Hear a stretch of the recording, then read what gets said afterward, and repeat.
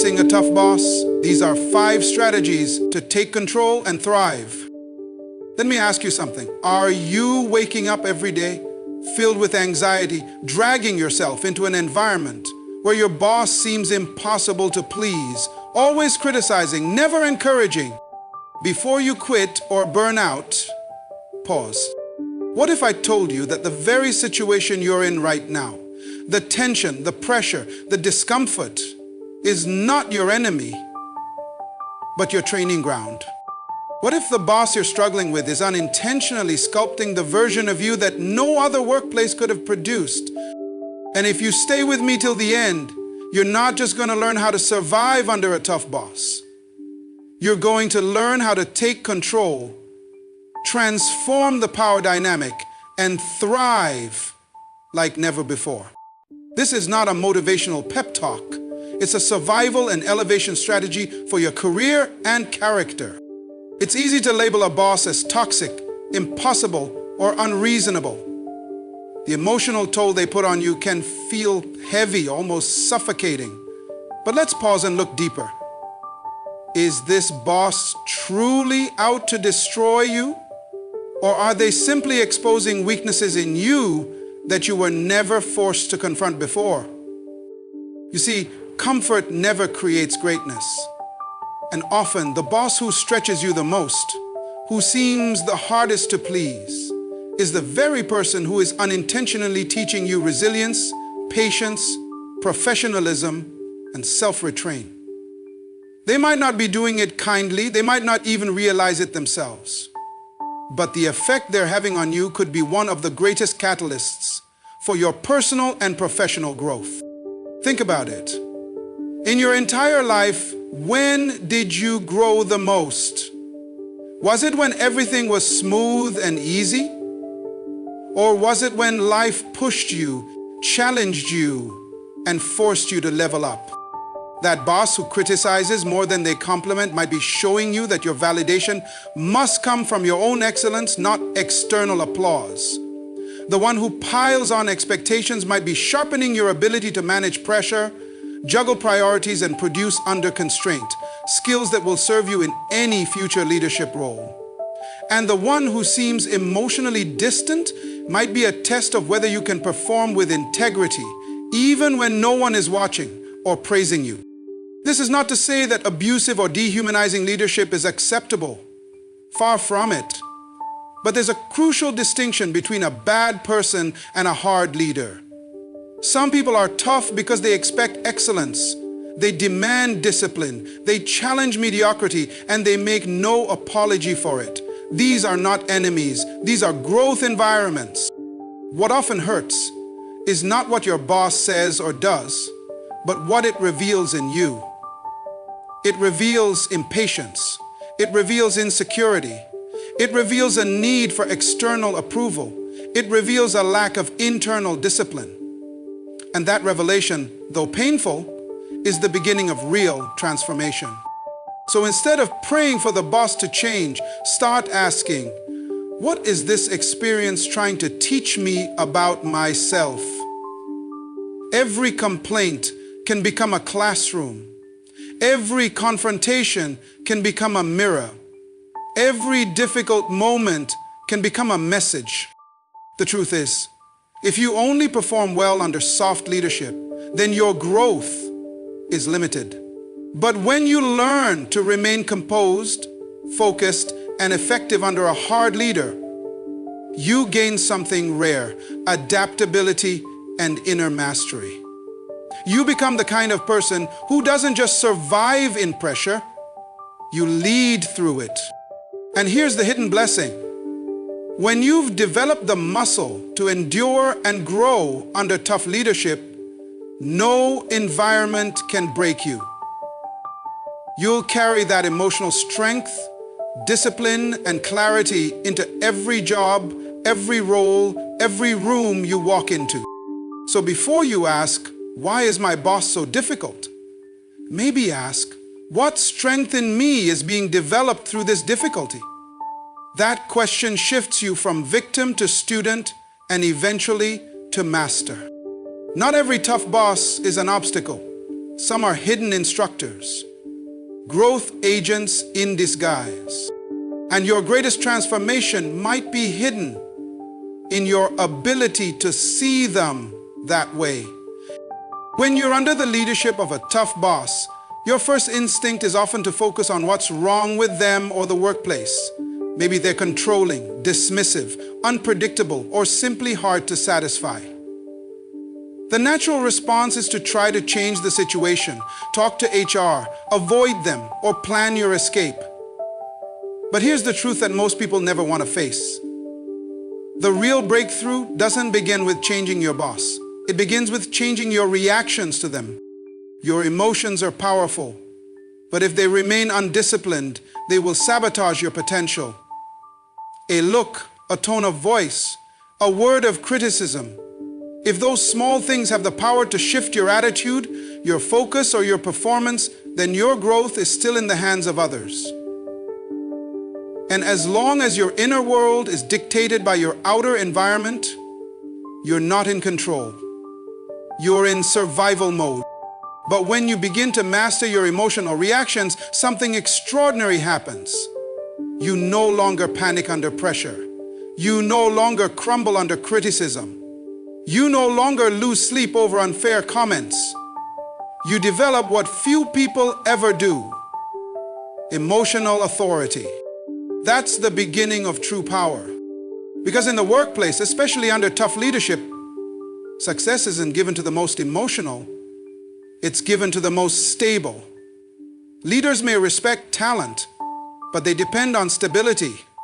And when you show up consistently, composed, grounded, and focused, even when others are losing control, you instantly elevate your value. Mastering your emotions isn't about becoming numb or fake. It's about becoming intentional. You still feel, but you don't act out of every feeling. You learn the difference between reacting and responding. A reaction is impulsive, driven by ego or fear. A response is thoughtful, rooted in purpose. And the more you practice this, the stronger you become. When your boss raises their voice or nitpicks your work, your emotional discipline allows you to pause. You assess. You choose not to take it personally. You respond with clarity, not defensiveness. That self-control doesn't just protect your peace, it earns you respect. Most people never learn this. They jump from job to job, blaming the boss, the team, the culture, never realizing that the chaos outside is just a trigger for the chaos they've never resolved inside. But you're different. You see the opportunity in the pressure. That pressure is your training ground. It's testing your maturity. It's revealing the emotional leaks in your character. And the longer you stay in that pressure, the more you get to strengthen what was once weak. You stop being reactive and start becoming reliable. And reliability is rare. It's what sets you apart. You might not be able to control your boss. You can't always predict their moods or manage their style, but you can manage you. And that self-management is where real success is born, not just in your job, but in every area of life. When you rise above the emotional triggers, when you choose your response instead of letting your reaction choose you, you become untouchable. Not because your environment changed, but because you did. Success under pressure isn't about escaping tough circumstances. It's about becoming the kind of person who doesn't flinch when things get hard. That kind of emotional mastery doesn't just help you survive. It's a mistake to think that control in a workplace is only held by the boss. Authority might rest with them, but power, the kind that shapes perception, opens doors, and builds influence, often belongs to the individual who knows their value and behaves with intention. You don't have to be the boss to have power. You just have to understand where real influence comes from. Most people in difficult job situations fall into one of two traps. They either shrink to avoid conflict or they react emotionally in the face of it. In both cases, they lose control over their presence. But there's a third path, one that few take, and it's the most powerful, the path of strategic self-management. This is about knowing who you are and refusing to let circumstances or personalities define you. You show up early not to impress, but because you're committed to excellence. You communicate clearly not to compete, but because clarity is strength. You present your ideas respectfully, even when dismissed, because you understand that emotional maturity is louder than raised voices. In a room where others are playing politics or power games, you operate from principle. You stop trying to win over your boss and start winning over yourself. That is the shift that creates quiet power. Undeniable presence that doesn't beg for attention but commands respect. Value is not proven by noise, it is proven by consistency. When you become the person who delivers every time, who stays steady when others are shaken, who doesn't fold under pressure or run from responsibility, your influence grows. Even if your title doesn't change. Eventually people trust your presence, even if they don't always agree with your opinions. And here's the truth. Tough bosses notice those who don't flinch. They may not say it. They may never give you the compliment. But deep down, they know who they can rely on. The one who keeps their word. The one who doesn't gossip. The one who rises above drama. That person becomes the invisible anchor in the room. Controlling how you show up means refusing to mirror your boss's mood. If they're short-tempered, you remain calm. If they're inconsistent, you become more consistent. If they push you, you get sharper. Not to please them, but to prove to yourself that you cannot be broken or bent by external stress. This is how personal power is forged, not in applause, but in adversity. The moment you stop performing for approval and start operating from purpose, you become powerful. You don't need the loudest voice. You just need the clearest one. You don't need to be seen every minute. You just need to be missed when you're not there. That's influence. This kind of power is subtle. It doesn't shout. It shows up. It doesn't force. It flows. And over time, it shifts how people see you, how they speak about you, and how they treat you. Even your toughest boss. You may never control your environment, but when you control your energy, your words, your work ethic, and your emotional tone, you control your atmosphere. And that makes you unshakable. So stop chasing the illusion of power through status or recognition.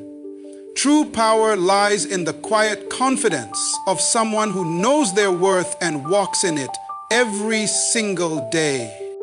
When you're under the pressure of a demanding boss, it's tempting to feel like you're being targeted, mistreated, or even punished. The constant correction, the relentless expectations, the emotional distance, it can all feel personal. But the shift that will change everything for you doesn't come from the outside.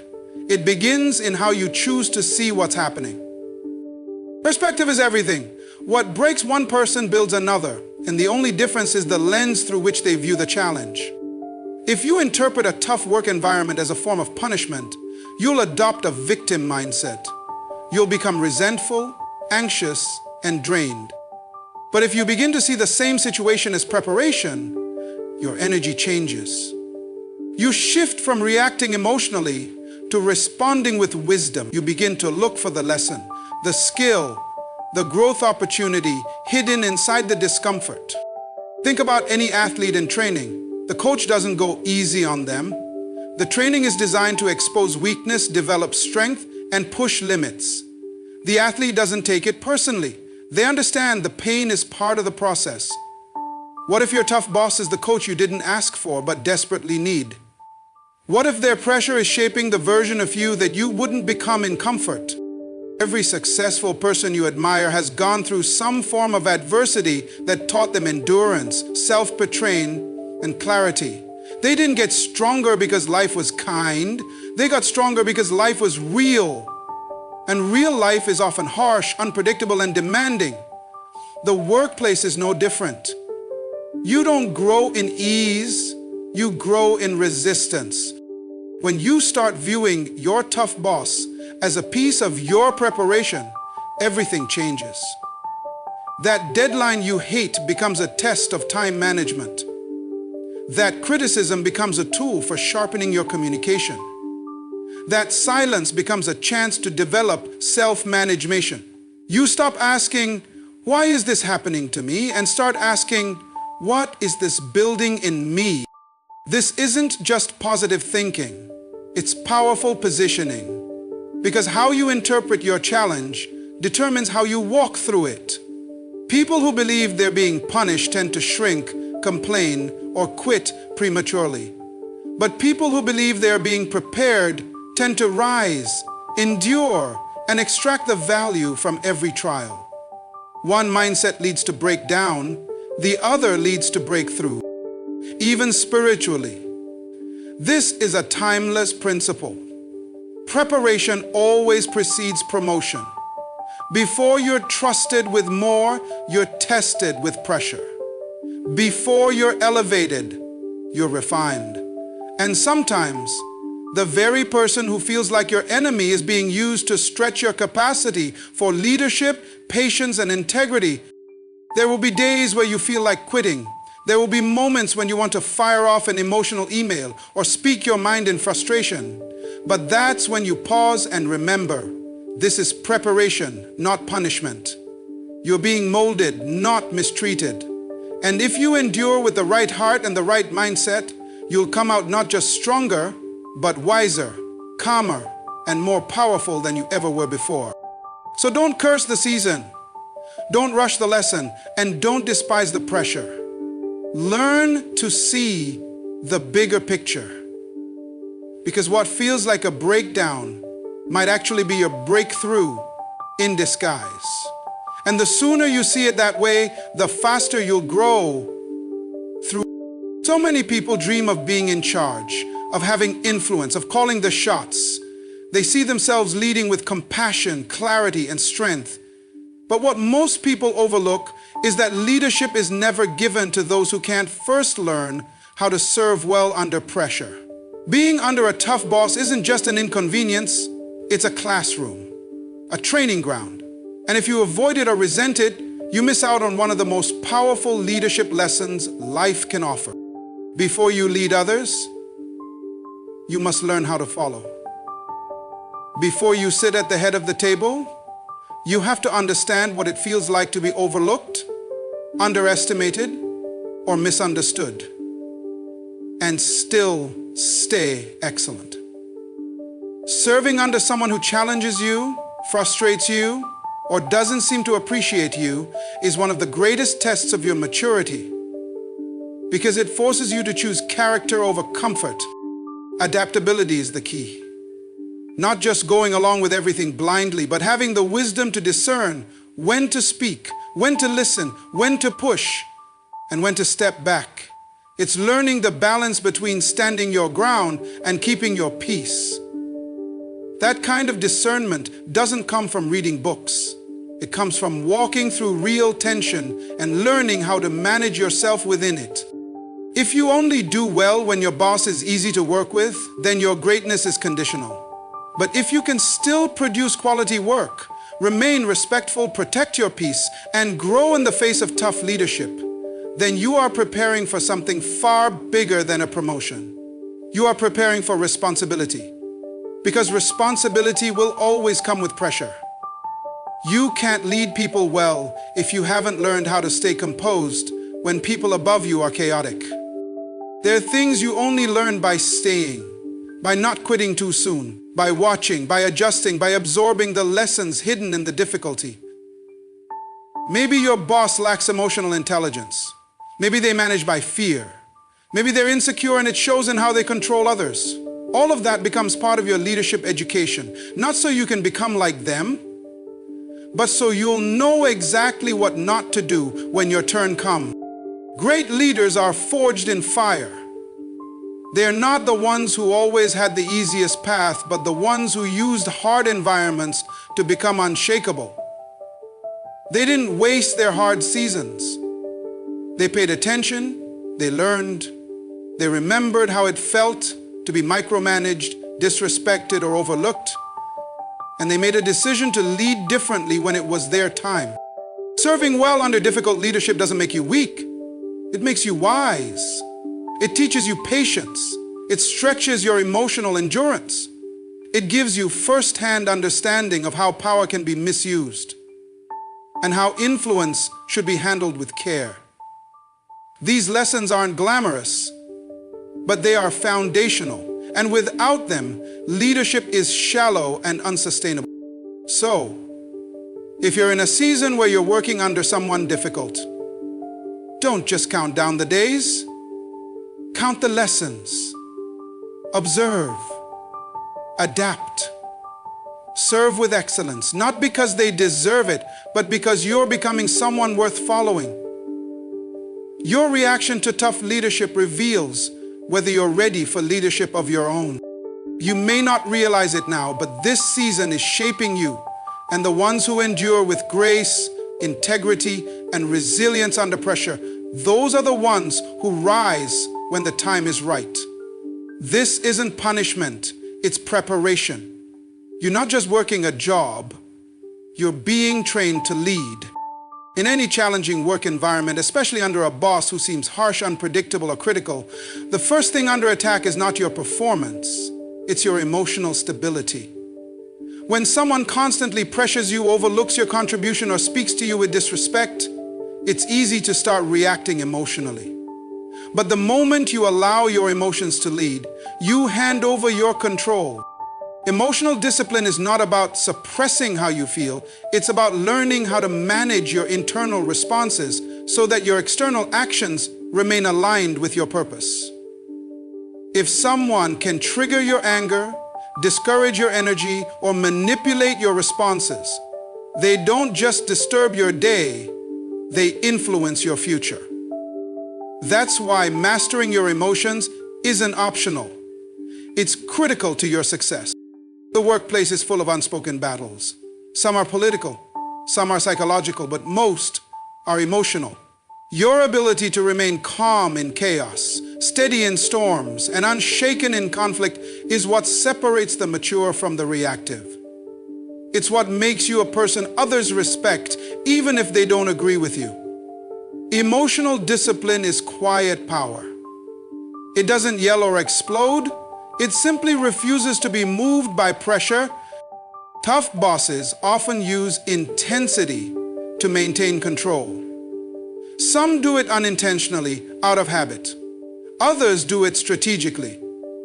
Either way, if you're easily provoked, you will always be at the mercy of your environment. But when you master the ability to pause before reacting, to think before speaking, and to act based on principles rather than feelings, you regain control.